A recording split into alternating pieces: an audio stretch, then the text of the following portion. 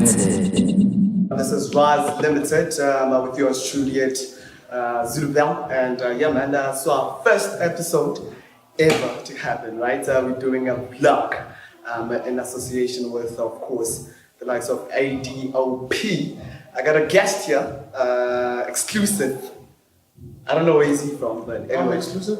You're exclusive. Oh. You know? Yeah, yeah, we gotta hug him, right? How you doing, bro? I'm good, brother. How you doing? I'm good, good. Super awesome stuff, man. Super awesome stuff. Had a safe trip coming here? Yeah, it was safe. Long? It was long. Mm-hmm. I was late. Yeah. For good reason. Your father, you can be late. Okay. But I'm kidding. It's your time. Alright, yeah, man. Before we can dive into any deep stuff, just give us a brief synopsis of who Hakeem is. Hakeem Anderson Lissolang is a father, first and foremost. I'm from the Northwest. My mother's from the Northwest. My father is from London. And so I grew up in both places. And then made my name in Pretoria. Okay. When I came back into the country. Yeah. Early 2000s with a group called Afosa, did the music thing. Started off as a slam poet. So I dabbled with both, left the poetry alone, and then I got into Afosa. Just writing think pieces and being a performer as well. Always loved being on stage. So yeah, businessman, serial entrepreneur, running Because Black. I work for my two bosses, my daughters. It's gonna come up a lot, guys. It's gonna come up a lot. So yeah. I work for my two bosses, Amira and Sumeya. And we are basically, I'm a pride curator for Because Black. I write poetry about pieces from a black man's mind, a growing young black man's mind. I do events, ladies love boogie events. Of course. I'm a musician as well, still a musician. I'm an author, 200 Truths About Love, The Fast Road. Both of which are coming out this year. I have an album coming out in April, The Greatest Sellout.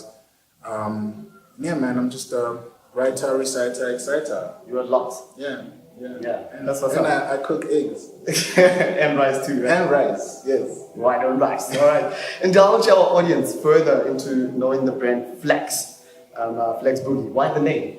When I was a kid, I used to break dance, and they used to call me Flex.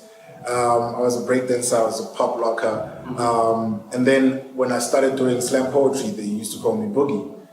Because the instruments that I always chose to perform to, even when I was doing slam, whether it was rap or whether it was slam poetry, was always funk inspired. Yeah. So my grandfather called me Boogie. So when I was in Bafosa, I used the name Hakeem. I used my government name. Yeah. So, because everyone was Muslim, like all four of us were Muslim. It was Malik, it was Abdul Qadir, it was Mahajar, and it was me, Abdul Hakim. So, I used that name. So, when I left Bafosa, I wanted to sound different I wanted to make music that was different from Bafosa. Yeah. And that's music that I've always wanted to make, which was funk inspired, neo soul inspired, jazz inspired, hip hop. So, that for me, I just chose two of the names that I grew up with, Boogie and Flex. So, I was Boogie, yeah. FlexBoogie. Yeah, Sounds scary. I met Moonchild, and she said she thought this FlexBoogie character was a fat person. What? Yes, because it sounds FlexBoogie. It sounds doodly. So she thought I was a fat person until she met me. She was like, "You're not fat at all." And I was like, "Yeah, I get that all the time. Yeah. I see why you get that all the time. Okay, that's not unless you're talking about PHAT. I dispute it. Anyway.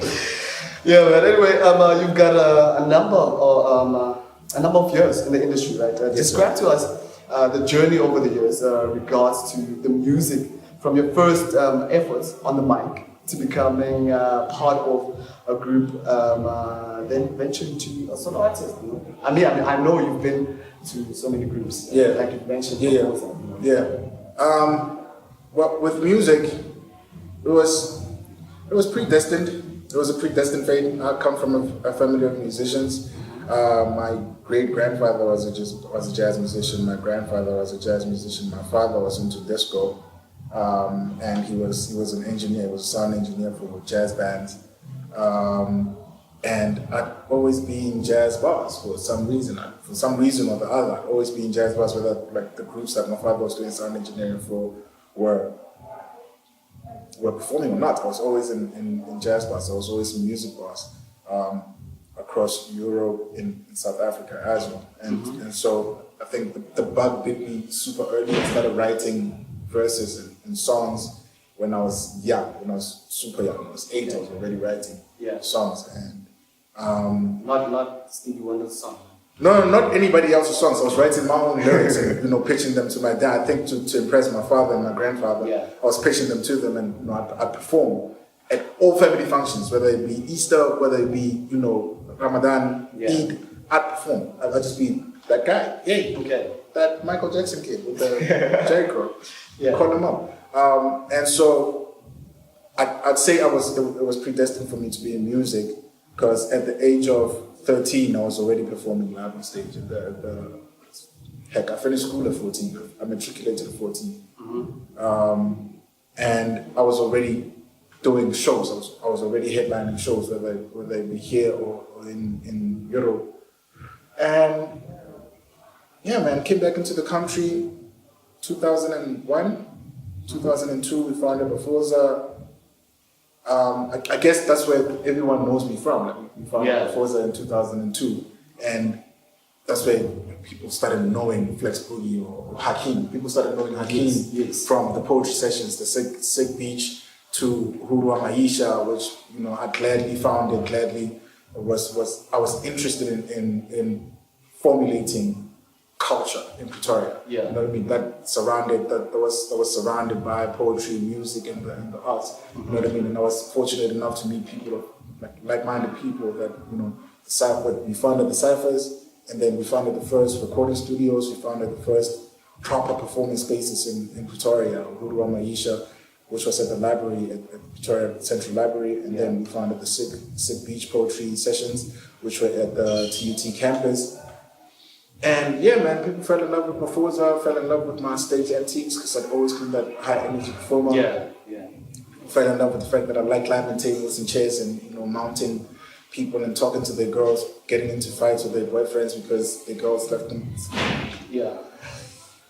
Yeah, tumultuous younghood. Yeah. In Pretoria, but I basically edged my name in the history of Pretoria hip hop, and ever since Bafoza stopped making music, I've just been doing the solo thing, but I've really just wanted to understand the business of branding and marketing and artists, to a point where, jumped through multiple record labels, and then founded my own, First Black Records, which is standing on its own, and I'm proud. And first album is coming out. Released the first song, Bula, late last year?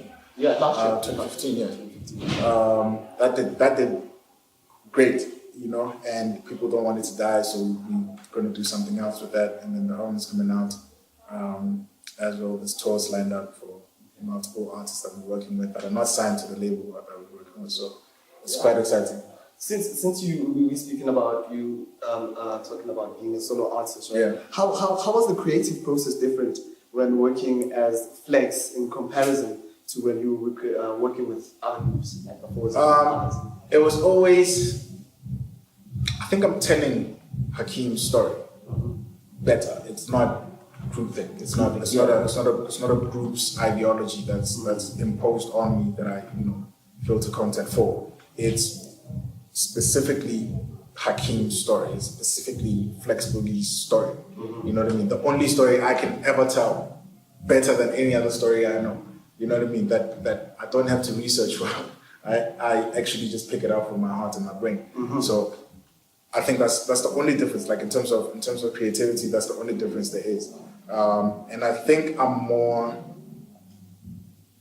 aware of the content that I bring out, because the only competition I have now is with me. Yeah. The man in the mirror is my adversary and my hero. You know what I mean? Like, it's my hero because I'm telling my own truths. My adversary because I want to tell it better than I told it the last time. Yeah. Other than being in a group where you wrote a dope 16, I gotta come out better than you. Better. I gotta come out with better flows, with better metaphors, with better similes, with better rhyme structure, with better context, with better, you know what I mean? I do that all on my own. So there's no competition in terms of the technicality of writing a verse or writing a song. The music it's literally just music coming out because it's stuff that I've either lived through that inspires me or I'm inspired by. Okay. You know Okay. So now, I say hip hop is flourishing currently in terms of sales, right? Yeah. Reaching a vast market and attracting international attention. Yeah. Would you say FlexBoogie is happy about the contribution towards the game, and what musical direction are you actually taking? Proud of his musical contribution to the game, or am I proud of his contributions that I made? Am I happy with the contributions about the contribution towards the game? Are you happy? My contribution? Yes. I haven't even started. Oh, you haven't even started? I haven't even started contributing. Not yet. I haven't. But like I said, you know yourself. Right? I know me. I know the content that's coming out on the album. Definitely. For first album, definitely. I'm proud. Yes. I'm proud to be releasing that kind of content. I'm proud to be the one that's saying the things that I'm saying to the market that I'm saying it to. I'm proud to be the one that's taking the risks to sound like myself over sounding like anybody else. Yeah. You know what I mean? Yeah. I'm proud to be the one that has taken the time to actually like what I'm doing on stage. Yeah. All right. Yeah. All right. On the latest single, Hula. Yeah. It's a very different sound from Very. what we know from. Very. Right? What were your influences?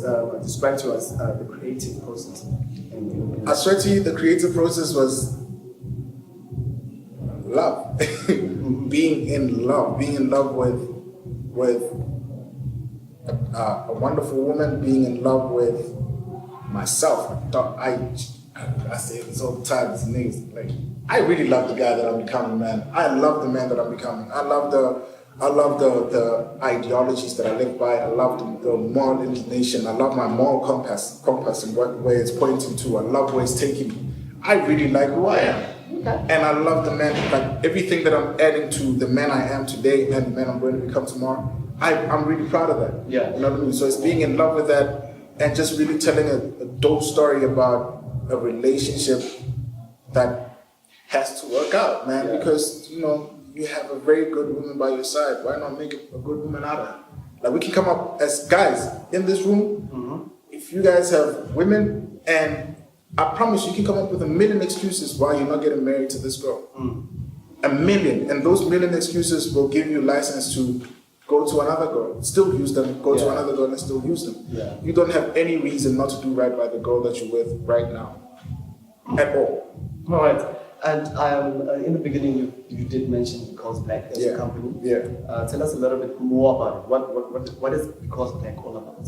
Because Black is, I first wanted it to be a marketing company, but because of my daughter and the things that happened to her in daycare, dog. Like, you know, she came home with identity issues, and she was only in daycare. She hadn't even started primary yet. Yeah. You know what I mean? So I just started doing content production. I'm just doing content for the company, like online, and just posting pictures of normal Black women every day that I met every single day, and that, you know, that interested me in and inspired me to be a better young Black man. You know what I mean? And I just started showing her all of those, and it just picked up with Black women everywhere, all over the world. It just started picking up because I don't think we have enough voices telling Black women they're beautiful, or telling Black women they are valuable, or telling Black women that they are worth sacrifices that we make as men to be better men. Yeah. I don't think we do not have, I'm not enough. I am not enough, dog. Yeah. You know what I mean? But you get people that do it for the wrong reasons, to get laid. You get people that do it to, you know, to continue being fuckboys. I'm sorry, you can bleep that out. You continue to have people that do it not for the right reasons. But then we develop this thing where we love going out to events, right? Like as a company of young Black men, as a company of young Black men with Black women that dress the way I dress and speak the way I speak, have the same ideologies and have the same goals that I have in terms of content production and what kind of production and contribution we make into society. Because as much as you're not going to be the one that's going to make the change, at least you're the one that planted the seed. Yeah. And if you're not the one that's going to water the seed, someone else is going to say, hey, there's an apple tree. I like apples. Yeah. And they're going to water the tree. Of course. And it might not be a person that wants apples, but it's a person that might want shade. You know? Yeah, I get you. You know what I mean? So I might not be the one that's making the change that's needed, but I'm planting the seed for the change to happen. So we are now more a marketing and events company. So we do the events that I told you about. We do tours. We do engaging, thought-provocative, dope shit. Yeah. Pop up in your neighborhood and do dope shit. And your dad will look at you like, what you doing? What you doing? Okay, and what is your social ills affect you? What social ills affect me? Yeah. Fuck boys. That's it, straight up. Yeah. Fuck boys are like, we really can't as men. But dude, if I see you doing something wrong and I don't tell you, if you hate me for telling you the truth, the problem is you. If I don't say anything to you and I see that you're doing something wrong, I'm the problem. I'm adding to the problems you created. And I don't have a leg to stand on to complain about shit going wrong when I saw you do it. And I said nothing about it. And that's the weakest thing. Because if I don't say anything about it, I can do something about it. If I don't do something about it, I'm gonna tell you about it. And you can do something about it. Staying quiet is the weakest thing a man can do, because what do you have? You've been emasculated already as a black man in this society. You've been emasculated. Let's tell the truth. Women don't need you. And the fact that you think women need you is a problem already. That's a problem already. So if I see you doing something wrong and you're a young black brother with potential, whether I know that potential or not, and I don't tell you you're fucking up, I have the problem. I'm adding to the problems you're creating. So I don't want tomorrow to be messed up, dog. I don't. So if you're a fuckboy and I tell you stop being a fuckboy, and you don't stop being a fuckboy, trust me, I am going to do something to you that you don't know I'm doing to you that helps you stop. Yeah. You know what I mean? Yeah. I might inspire the woman you calling a pussy or a slut or a hoe to stop fucking with you. That is well, I hear you. Because we're not scared anymore as men. Yeah. We're not scared anymore. We don't have, there's no countenance with us. There's no threat of a girl screaming, you did me wrong, that moves you anymore. So if a girl screams that, if a girl's plea for her to be loved by you, if for it to become a plea for you to love her, doesn't move you, my nigga, then there are men that can do that to you. Exactly. And I hear your answer is very passionate, and yeah, I hear you. But would you consider yourself a feminist with that being said? No, I'm not a feminist. I'm an ally. You're an ally. I'm an ally that's learning to be an ally, learning about feminism. No man can ever say that he's a feminist. No man deserves the right to call himself a feminist, because then that's erasure. That's you saying that you know what it feels like for Lisha to go what Lisha goes through, yet you don't have men catcalling you and calling you sexy and pulling you on the street and wanting to fuck you. You don't go through that shit. You don't go through half of the shit that Lisha will go through in a day in your life. Yeah, that's true. You know what I mean? So no man has the right to call himself a feminist. You're an ally or you just want to fuck. True. That's the truth. So now is Flex a romantic guy? Of course I am. You damn skippy I am. I might suck at it, but I'm fucking romantic. Because you can cook rice and eggs, right? Yeah, I mean that's a joke. That's a joke, right? I know you're kidding. I'll cook you duck. I'll cook you duck sometime when you come to the crib. Nah. My wife will probably have a hand in it, but yeah. Okay. Yeah. Okay. No, we're almost done. One last question. Who are you looking to collaborate with in the near future? I have a list of 15 people that I want to collaborate with. Most songs are already done, but it's adventurous, man. Like, I wish Michael didn't die. You know what I mean? I wish Michael didn't die. I mean, try a little song. You know what I mean? Like, but who I'd most like to work with, I think, in this country is Simply Diamond. I'd I like to work with more than just songs, or more than just music, or more than just stages. I like to pick a brain, just, okay, some people is and what changes he wants to affect in this country and in our society, and see where we fit in as young black men. That's dope. Yes, sir. Now, but anyway, thank you very much, man, Thank for you, guys. letting us have you here. Now, first episode, and the best for the future, man. Yes, sir. Yes, sir. You know, it goes well. Free cookies for everybody. And that's a wrap, man. That's a wrap. We are here. Thank you very much to the likes of Behind Decks, who actually provided the space, and also PQ Media, CPC, and also, of course, ADOP. Thank you very much. See you in the next episode. Ciao. Because back. Yeah.